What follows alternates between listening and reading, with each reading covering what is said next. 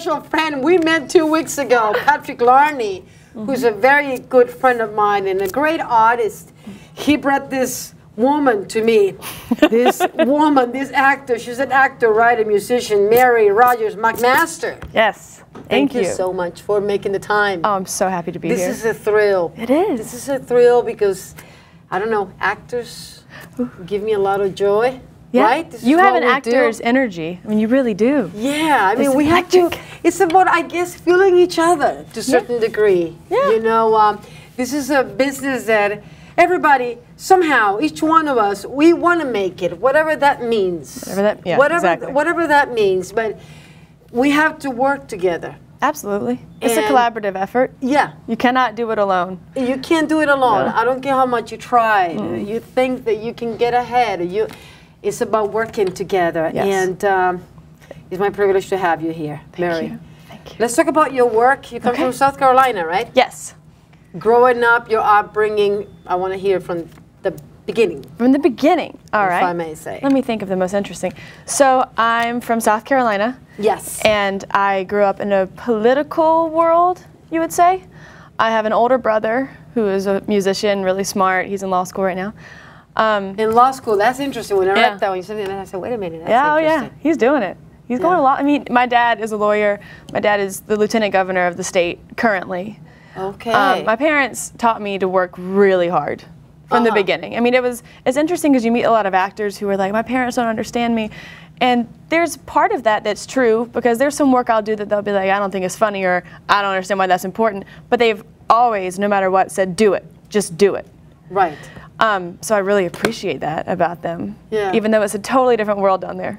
Right. It- South- I don't know if I've been to South Carolina. How is it? I mean, describe it to me. It's hot. People care a lot. Reputation is very, very important. And you look very beautiful. I'm sorry for thank you. interrupting, but look at that screen. Michael, Mike, don't forget about the lower thirst. I'm directing you. That's what happens when you have a monitor in front of you. What the hell? He's eating jelly beans. He's all hopped up. I know. He's excited. I know. So where were we? I'm sorry to interrupt you. That's okay. South Carolina is a lot about, I mean, it's kind of similar to the business here. You know, I'm finding that in any facet of life, it is not about what you know, it's who you know. And That's it's building correct. relationships, and it's working with other people and not burning bridges and stuff like that. Right. South Carolina is a conservative state, so as an artist in New York City, I might have an abrasive attitude, or I might be a little too aggressive, and people think, oh, New York's changed you. And I hear that every time I go home. But it's okay, because I take it as a compliment. Right, of course it is. Yeah, so I've learned a lot from my parents, but I've also learned New York City has been the best education you can pay for. I know. Seriously. This is like coming, like living in school every day. You don't Every have day. It would be ideal to have all the money and go to every single school there is out there. You know, but But because you learn so much just sitting. I mean, being an artist, I consider myself to be extremely observational. I will just sit and just watch people, and you learn so much from studying Alexander technique or Meisner technique. Right. You can watch someone walking, and if they're leaning this way, you start to leaning wonder. that way. You're like, Yes. okay, why? Why? Where did that come from? What are they protecting their heart? What is it about? And then you just create a character, and then you just write it down. And so yeah, that's what I do. I read something about, there was Helen Mirren. She said something. I guess that obviously we learn from everybody, and watching and living and just going through life, because life is a great school. But she said that she loves to take the bus in England. She said, I don't want to deprive myself Beautiful. from what life is giving me, because after all, somehow she worded it this way. I can't recall exactly what she said, but she said, this is what I get my characters from. Yeah, I mean, This life is what imitates art. Yeah. Right. And I can imagine just myself, take myself out of the equation of life. You want to be in it. How are you going to learn in solitude? Right. Because you're just giving and taking and feeling energies from other people on the train. You know, like sometimes when you're on the train late at night and all of a sudden something in you says, watch out, be alert. Yeah. You just kind of know. Right, And you right. can't explain where that came from. That's from just feeling someone else's energy, being susceptible to it, which I feel like when you're an artist, you're really impressionable in that way. It's true. It's But true. I don't think that you have to be a train wreck to be able to be a successful or a talented artist. I fear for people who feel that they have to be constantly emotionally just this open wound. Because you don't need that. You just need to be a sponge. Right. And that's my personal experience. And absorb. For how long have you been living in New York now, Mary? 4 years. 4 years. And you like it? You want to stay here? You plan to go to LA? What do you think is going to happen? You know, you're kicking. I know you're kicking. I'm kicking because it didn't become real to me that I could really make my own films until I was at Sundance in Utah for Sundance Film Festival this past January, and I'm sitting there and you watch the directors walk in and you're sitting beside them and the actors and they're about to feel their film be witnessed for the first time. And that feeling was just, it's indescribable. I want to be a part of that world. I want to put messages out there and tell people stories. Yes. And it's just, that's when it became real for me. I mean, I knew when I was 6 I was going to be an actress and that's what I'm going to do, and I'm moving to New York when I can. It was always my plan. Right, you always knew. Always knew. I'm very lucky in that way, I think. Maybe it's not, I think it's lucky. Yeah. Because very early age. 6. I knew what I wanted. Yeah. I can see that with you. You knew it back then. So you're going to come to New York and make it happen. And do it.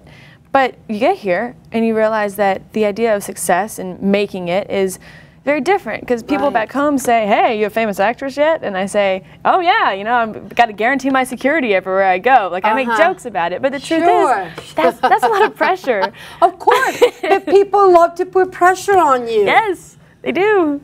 God, and I guess damn it. I hate that. Why there's so much pressure? Because the thing that I don't like is it implies that I'm not doing it. Right.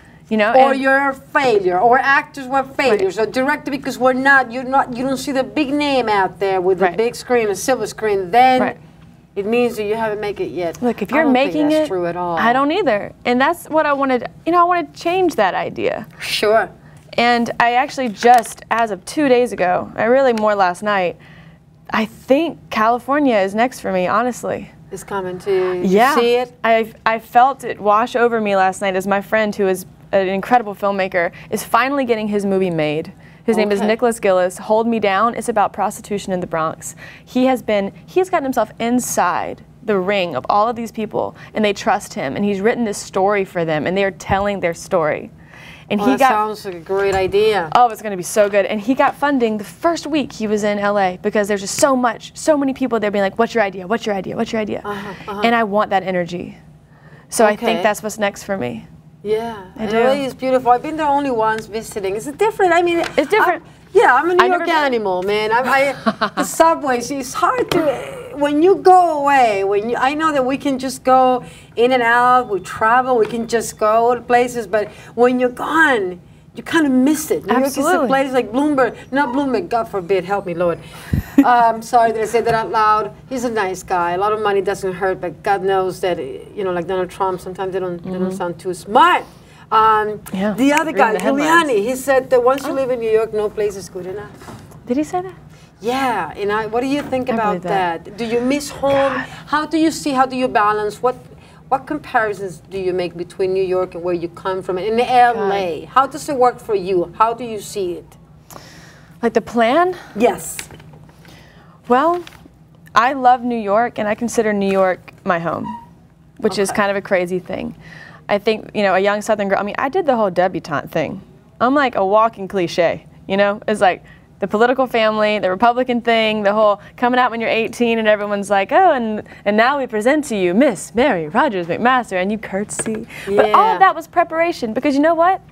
To a lot of people down there, that is really important. Right.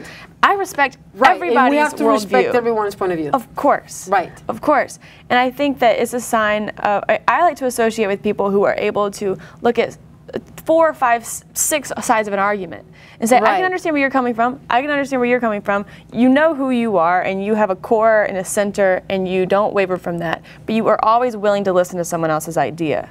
Right. So that's how you learn too. That's how you learn. You don't want anybody to everybody to think like you.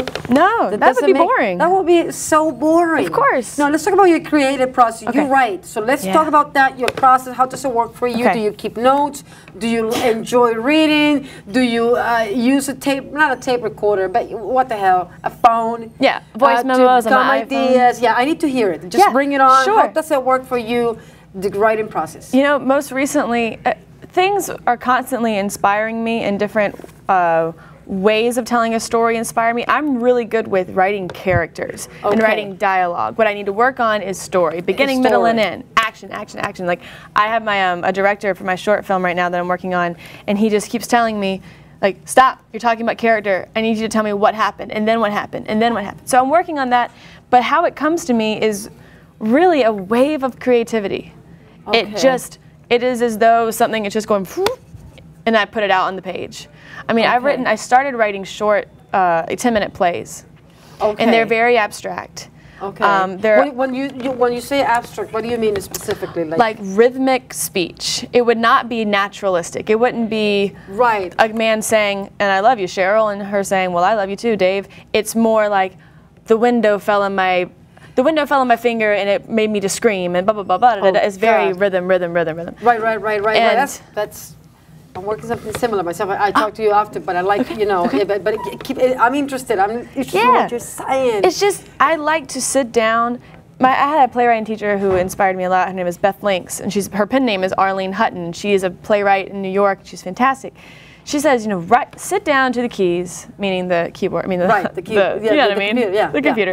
Sit to the keys, and just write, and don't be worried about anybody ever reading it.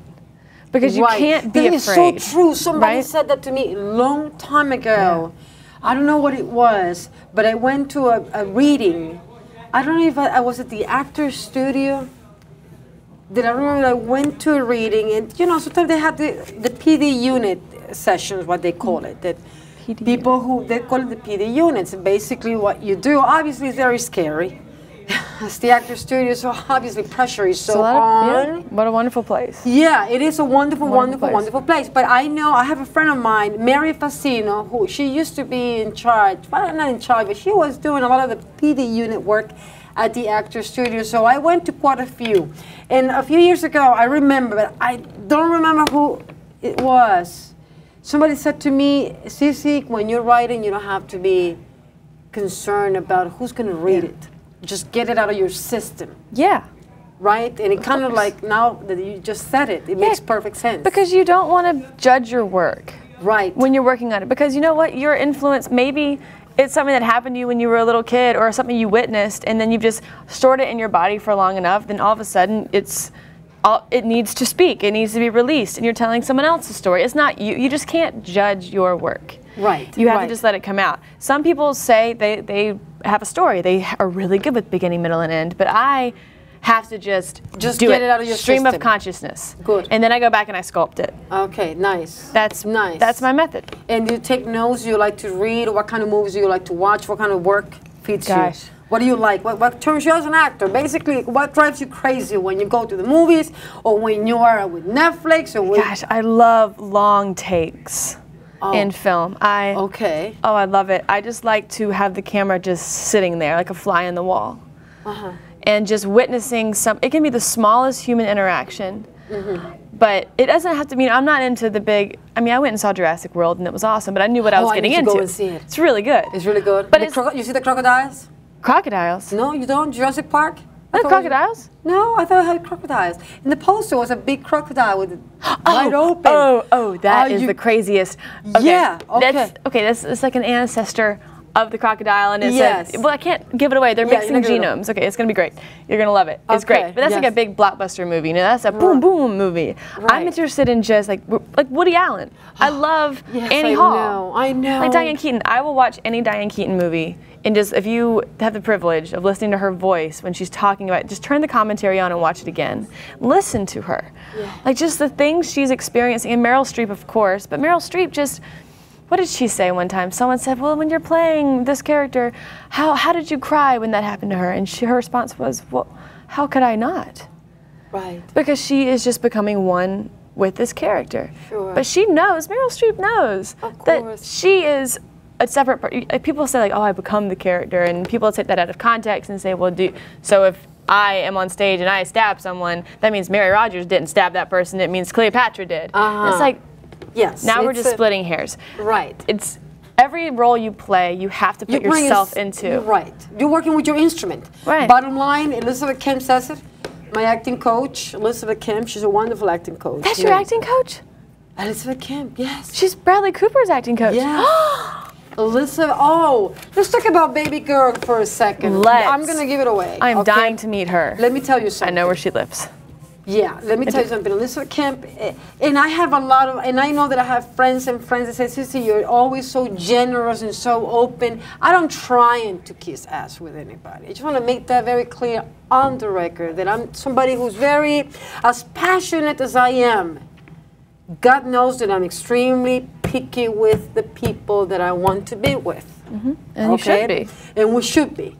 Because like Elizabeth Kemp says, you see, after all, what we use is our instrument. Right. This is what we use in no matter what. Whether you go to here, you go to there, you do a play, you do a film, we're using our instrument, are we? Right. So she's amazing. Now that I bring it up to you because I have so many, a few acting coaches in the past, and going to the studio as an observer, I've seen a lot of work and I learned a lot. I'm not a member yet. Maybe one day I will become a member when I'm 100 years old. But I go to the studio. I have a lot of friends who are members. A lot of people that I'm working with, that I'm taking classes with, or would do readings, so people that I interview in the past. The members are writing, they're acting, they're very, very talented people. And I had a lot of different people who taught me over the years, but Elizabeth Kemp is my my favorite acting coach so far. I don't know if I shouldn't say she's the best one. I said it even on Facebook. I put it on the record. I think you're my best acting coach, and I truly believe she's one of the best teachers out there. Yeah. And you really literally. It's just that you have to take the class, like you have to go through the process to see what she does to you, man. It's like, and I heard about it, and I heard about Elizabeth. I met her back at the studio years ago when she was directing The Stronger, I remember, with Gina Bonatti, Bo, and this other girl. And I remember that Gina and Bo. And I wanted to study with Elizabeth Kemp, and I didn't have the opportunity. I was like, my life is a mess. I gotta go through this. I gotta go through that. I'm not ready. I don't know if I'm not ready. Baby girl, you have to give me some time. And next thing I know, it all fell into place. Oh man, she's just, I'm telling you, I want to meet her. I want to meet her so badly. You have to meet her. It's like, I'm telling you from my heart. I know. That's where you speak from all the time. Yes. I know. From my heart, that she is remarkable. I know that, of course, it's the people that she's coaching, that she's working with, of course, Bradley Cooper and this one and that one and this one. No, you like literally have to see what she does in class with every student that she has, because every student is different. Everybody has their own talent and their own way of doing it. Their own gift, and she knows how to grasp you. She grabs you like she really.